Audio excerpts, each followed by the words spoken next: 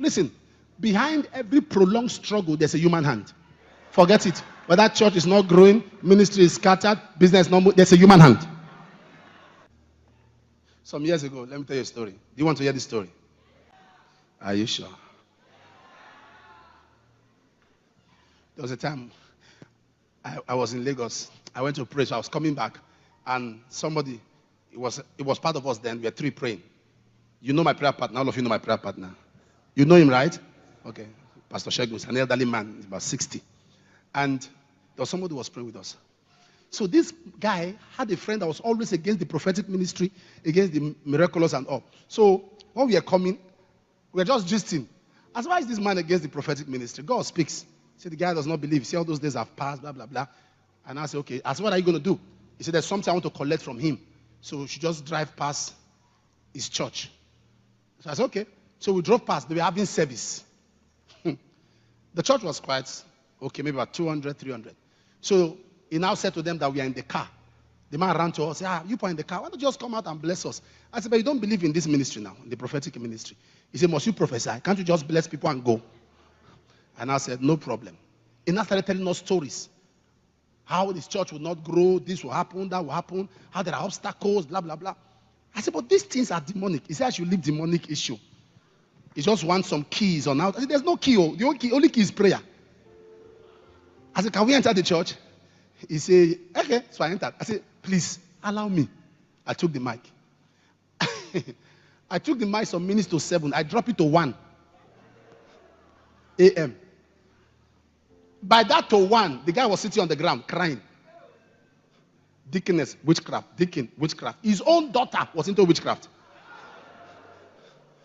Constant confession for church. A young lady who was the assistant head usher went and was pointing the middle. Say, nah, here. I said they should break it. They broke it and saw cowries. Church. It wasn't pastor who planted it. It was they that planted it. You are not married not because you have bad character. Not be your character bad pass. Not be your character bad pass. Not be your character bad pass. Your character is good. There is somebody behind it. Somebody carried a young man. And went, Mommy, look at the person I want to marry. The mother said, what? What? Marriage? Marriage? And the mother asked her, was I married? He said, no, ma. You know grandma, who was my mother, was she married?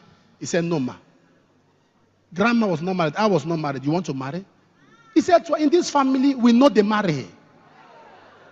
But they are free to give birth to children. I wasn't there when the contract was entered. I cannot be a part of what I did not initiate. Who is ready to pray? The restriction and the limitation to your next level has a human involvement. A human involvement.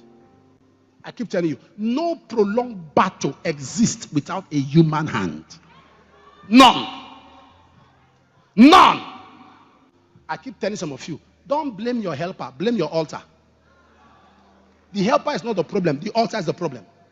When you have an altar crying against you, you will know so many helpers, they can't help you.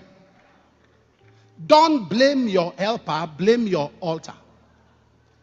And what empowers your altar is your refusal to offer and your refusal to utter.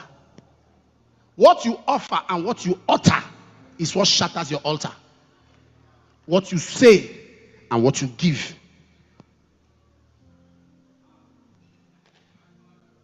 Who's ready to pray?